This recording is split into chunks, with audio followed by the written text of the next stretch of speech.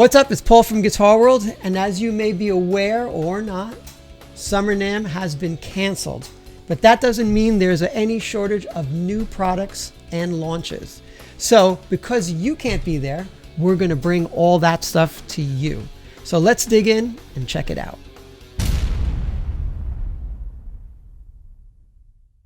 Before we get started, I want to give a big shout out and thank you to Blue Mics for providing this Yeti X microphone, the boom stand, all of this to make me sound incredible on my end. Check out Don Ruffatto from Gibson Acoustic Division telling us about a whole bunch of new acoustics that Gibson is introducing.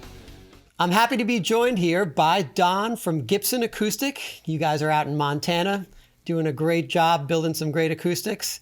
You're going to be telling me a lot about this brand new collection called the Original Collection. So tell me all about it, Don. Well, we released this collection at the Winter NAMM show this past January, and the response has just been spectacular. The Electric USA business unit a year ago released a modern and original collection, and the market just ate it up. And so we followed suit. The modern collection is basically the acoustic guitars as you have always known them. But what we did is we always had a lot of people say, I wish it had some historic touches, not so much year specific, not so much exacting specs. But what we did is we took our icons, J45s, LG2s, Hummingbirds, Doves, 200s, and just building them on the modern platform gave them the cosmetics, the look of a guitar from a day. Like this is a 50s J45.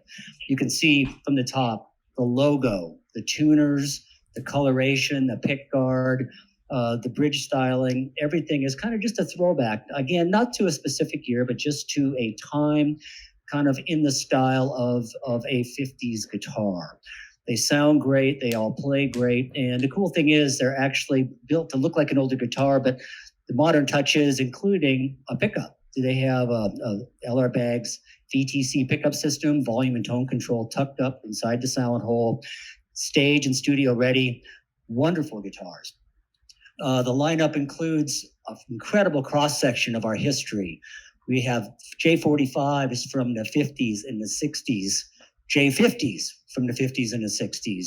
We go into J185s, SJ200s.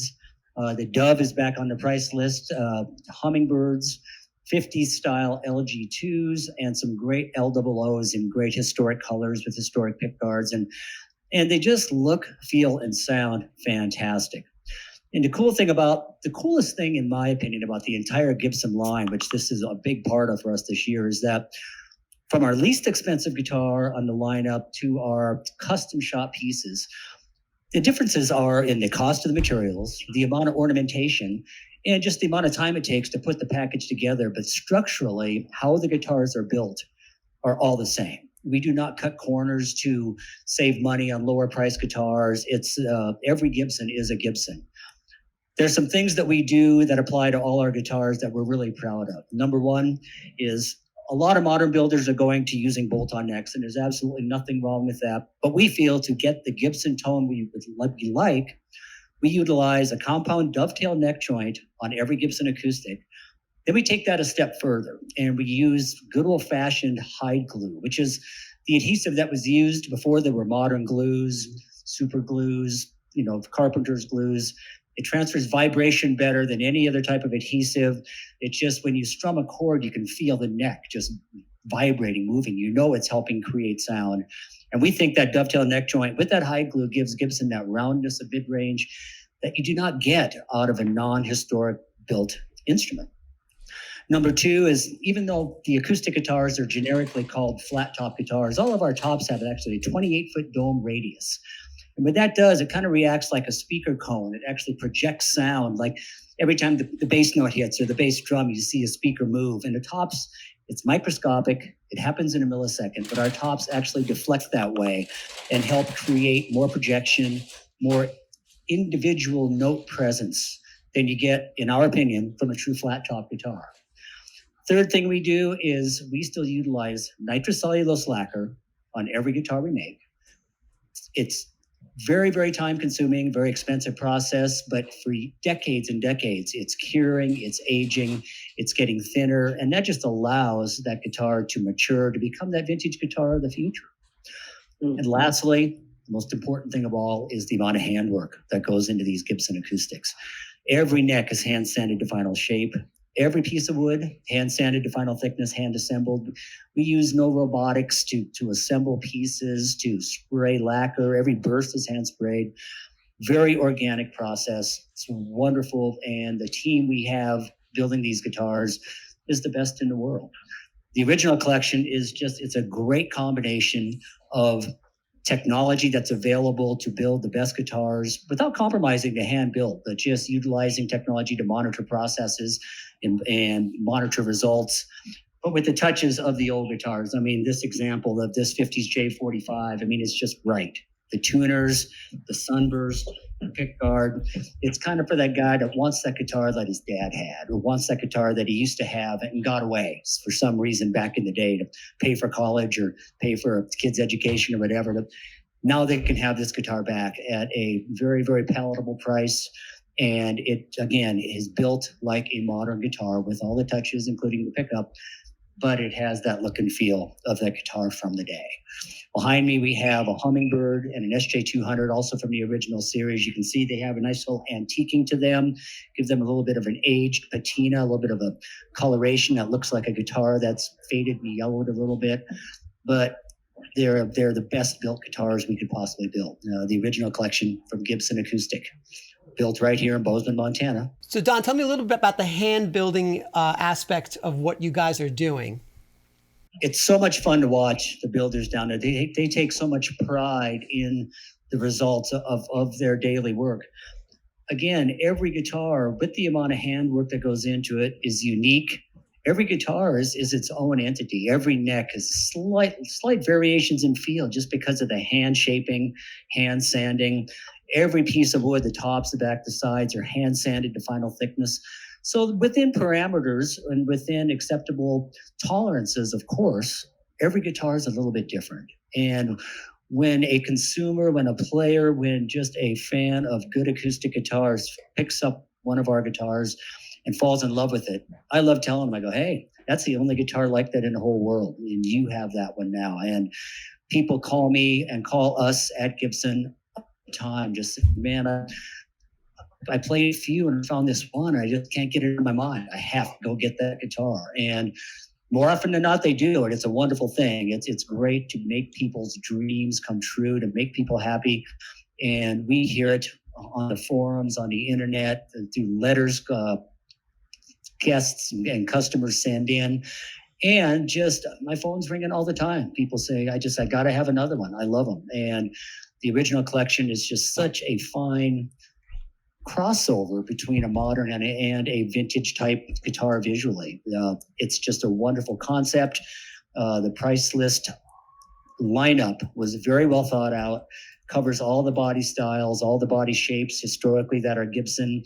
The fun, iconic models like Doves, Hummingbirds, 200s are all represented. And they're just working really well for us. Right now, we can't build enough guitars. The business is so strong, and we're just really excited to move into the future and make more dreams come true. Amazing, yeah. So now what you're telling me, I can go into a music store and pretty much make the salesman pull out all of his J45s and find the one that speaks to me, is what you're saying. Absolutely, and we do encourage our retailers to of the the more popular models, and we know they can't have multiples of everything, but we encourage our retailers to give people as many choices as possible, and the ones that do that, the results show. I mean, they really do a great job. The guitars, again, speak for themselves, though. They're fantastic.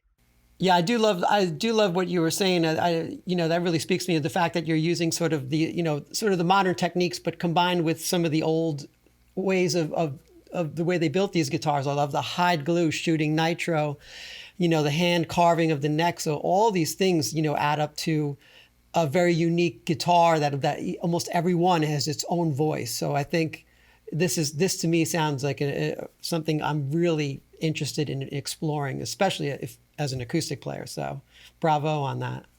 Well, thank you. I mean, we are unique in the industry and in most industries with, again, the amount of handwork that we are lucky enough to be allowed to do because it works so well for us. The end result shows that the customers would not have it any other way. And the new ownership and management team at Gibson is way behind us. They are excited about moving forward. They want to see us, innovate and do some new things, but they understand our history is what got us here, and they're not ready to jump too fast forward. They want us just to keep doing what we're doing. If it's not broken, don't fix it. Cool.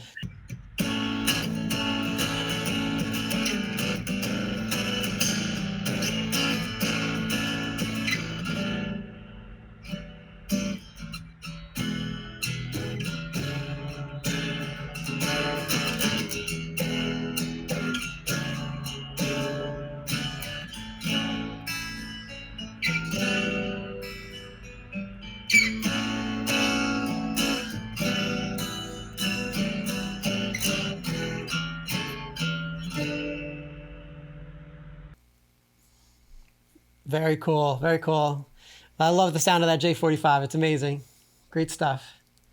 Thank you. No, again, I'm just here representing the 100+ people we have that create these guitars every day, and we're incredibly proud of them and the end result. Cool. Very cool. So let's move on to your custom historic collection, correct? All right. So, Don, I'm going to venture to say the custom historic collection is a notch above the original collection.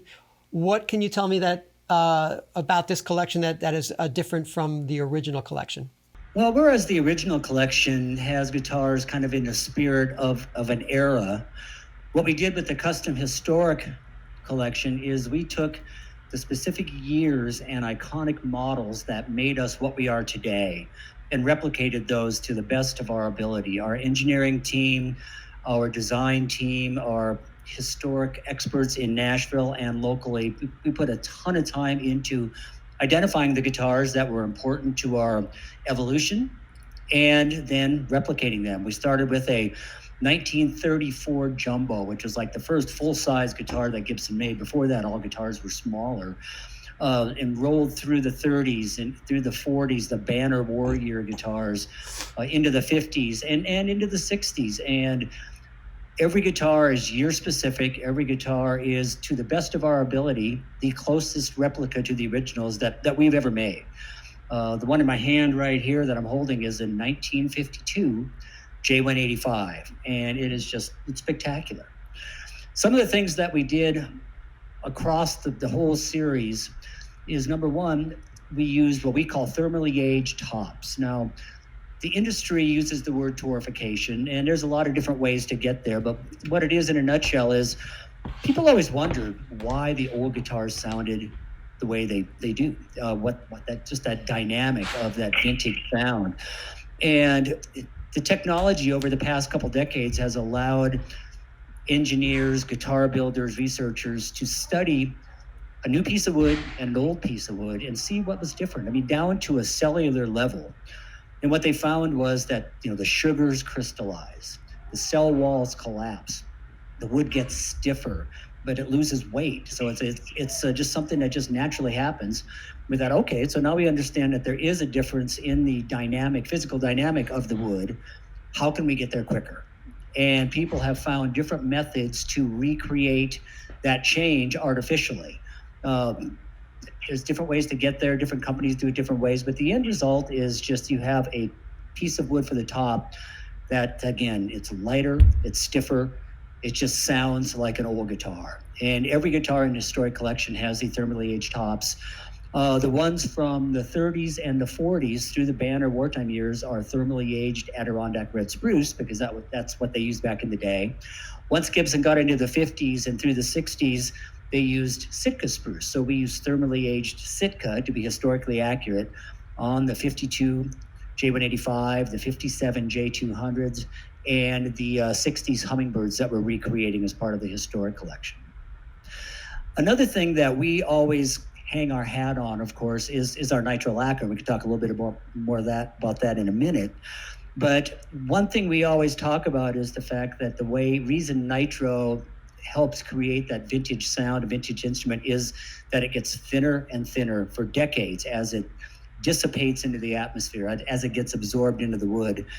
As that lacquer gets thinner, the guitar is allowed to vibrate, it's allowed to breathe, and that's why those old guitars feel like they have nothing to them from a weight standpoint, and they sound the way they do. So we thought, okay, well, let's do this. Let's just put less lacquer on the guitars and see what the result is. So our normal guitars, you have about 8 or 9 coats of lacquer on there. It's still very thin, but we took the historic collection and we basically put about half the lacquer that we put on our regular guitars, and the result was amazing. The guitars feel light. They feel like a guitar's been under the bed for 50 years. You pull it out and go, oh my God, this thing is like old, and you can just feel that it's almost like dried out.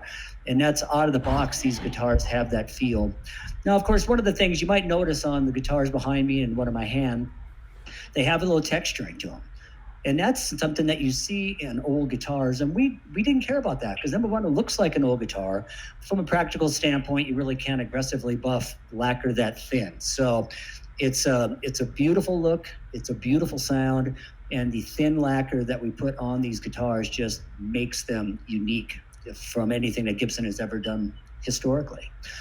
Again, we started with the 1934 Jumbo, which is a slope-shoulder dreadnought, kind of J45 type body, but with a little bit deeper body, nice big V neck on it. Went through a 36 J35. We have a 1936 Advanced Jumbo, which is on my left, over my shoulder here. A 1939 J55, which was a unique guitar we only made for a very short period of time. We have a pre-war SJ200, which is rosewood, which is just some really unique touches that they did back in the day. It's amazing with the lack of technology and the lack of tooling and machinery, modern machinery, what they were able to accomplish back at that time. You get into your iconic, historic warrior guitars. We have a 1942 Southern Jumbo in rosewood with the rosewood back and sides, a 1942 J45, which is the iconic guitar. Banner year J45, just beautiful. And like this smaller guitar over my right shoulder, we have a 1942 LG2 replica. They all work, they all sound great. Moving into the 50s, I'm holding a 1952 J185, which is 1 inch smaller than a J200, a little bit more comfortable for the smaller body person like myself. And this guitar comes in natural or vintage sunburst. We have a 1957 SJ200, which is just a cannon. It's a big guitar, big maple guitar, available in natural or vintage sunburst. And then we're doing 2 60s style hummingbirds. One of the things that Gibson did over the years was when they got into the 60s, they used the adjustable saddles on some of their guitars. It's a great concept. It's a different sound. It's a unique kind of thing. But we thought, people like it both ways. So we introduced a 60s hummingbird either with the fixed bone saddle bridge or with the adjustable bridge. And so you can have your choice in that regard. Another cool part about the whole lineup is they all come in period correct cases. The guitars from the 30s have the black case with the red pinstripe, as do the guitars from the 40s.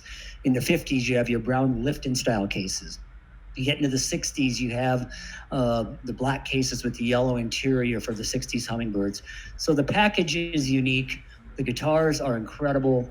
And if you ever get a chance to go into a store and experience these, we are just hearing it. I'm getting calls every day from dealers and customers alike saying, wow, they're the best. And the biggest problem we have right now is building enough of them.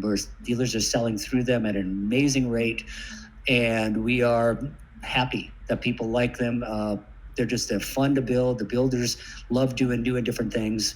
And the historic collection is just spectacular. How long, because of the exactness in detail to recreate these sort of period correct pieces, how long does it take your builders to, build one from start to finish, roughly? To take a guitar through the factory from start to finish, we kind of have to look at an average because every guitar is different depending on the amount of ornamentation, the type of lacquer that goes on, whether they have a burst or whether they're natural. But it's an average of about 13 to 14 working days to get a guitar through the factory here at Gibson Acoustic. And again, it's even through this lineup, there's a lot of variables. And so there's really no set timeline for the historic collection. But it's amazing. I mean, for those of you that have been to the Gibson facility back when tours were given or before our current situation kind of put a kibosh on people coming in. People walk into this facility and the first thing they say is they look around and they go, it's amazing that every Gibson acoustic guitar is made in this little factory. They come in and they go, this is like it's like a wood shop.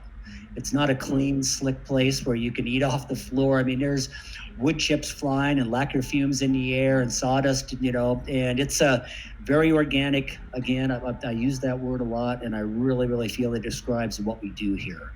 And the historic collection just kind of brings that all back home. Again, utilize technology in the processes to monitor results, not to take the place of hand building and historic techniques. These guitars, as do all our Gibsons, do have the dovetail neck joint with the hot hide glue connection, which transfers vibration better than any other adhesive, giving Gibsons that roundness of mid-range that you just do not get in a non-historically built guitar. We have our dome top, which projects sound and gives clarity from note to note, string to string, better than a true flat top guitar. We have our nitro lacquer, which we've talked about a little bit here. This is a thin coating of nitro, but it ages, it matures. For years, it's getting better and better. It's like a fine bottle of wine. You just can't wait to try it that next day to see if it's actually gotten any better, and you can hear the difference. And as we keep on talking about, the hand building aspect of our Gibson acoustics is non-paralleled in the industry. There are a lot of great builders out there that hand build guitars, but from major manufacturers, from our least expensive guitar to our most expensive guitars, no one does the amount of handwork across the board as we do at Gibson Acoustic here in Bozeman, Montana. Great. Well, Don, thank you very much. I mean, these are just gorgeous guitars, and I love the whole idea of it being period correct. And you made a few selections, and pretty much you're picking like the creme de la creme of these iconic models. So I'd love for you if you could actually let us hear the one you're holding right now. Fantastic. Again, this is the 1952 J185. On the historics, from a visual standpoint, you can see it's darker. Some of that is the thermal aging of the top, but we also add a patina antiquing on it to make it look even more like an old guitar, but the sound is the key.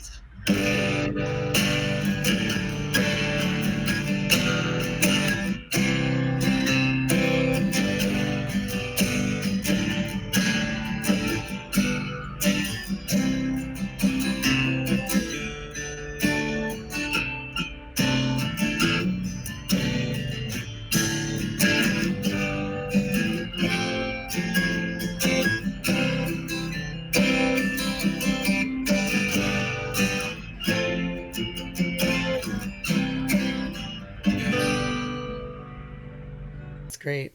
So thank you so much, Don. You guys at Gibson just keep really hitting it out of the park currently with a lot of great models, and I urge anyone to definitely go check out your original collection and the custom historic collection. I think these are just eye-catching guitars, and they sound as good as they look. So I can't wait when all this is over to come up in Montana and come see the Gibson factory. Maybe I'll find my J45 over there. That would be great. Avoid February, though. All right. Duly noted. Awesome. It gets a little chilly. Cool. Well, thank you, Don. I really appreciate it. And as I said before, go to Gibson.com to check out these wonderful acoustics, and hopefully we'll see you very soon. All right. Thank you. All right. Thank you.